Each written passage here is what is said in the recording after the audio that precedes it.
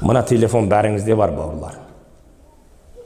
iPhone-ның 15 шықса, 15-ін алуға дайын тұр қазір, 16-сын алуға дайын тұр.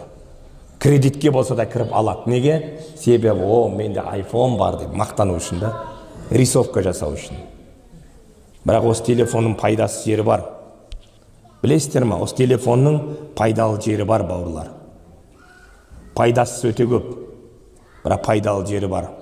Осы телефонда папа, мама деген контакты бар. Әке, ана деген контакты бар. Өкінішке орай менде жоқ.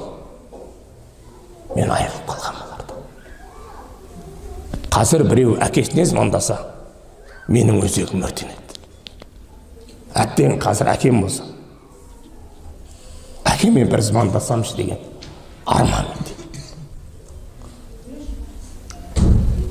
Әкемнің маңдайынан барып бір иіскеп қайтсам, бара алмасам да соған бір звондасам, әке айтыңыз құтты болсын, әке оразаңыз құтты болсын деп звондасам деген арман мен өртенеді.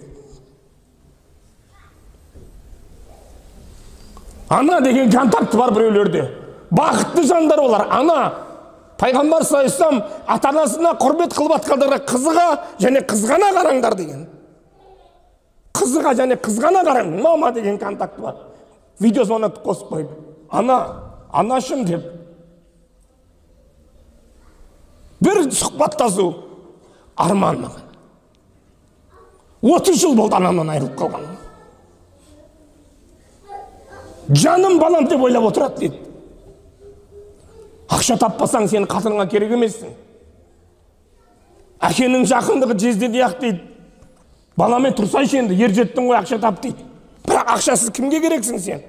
Анаңа керексің. Ақшасыз сен анаңа керексің. Сондықтан Алла тағала бізге Құранда үйретіп қойды. Роббана ғфирли вали валидайя. Алла менің күнәмді кешір және ата-анамның күнәсін кешір деп Алла Құранда үйретіп қойды бізді.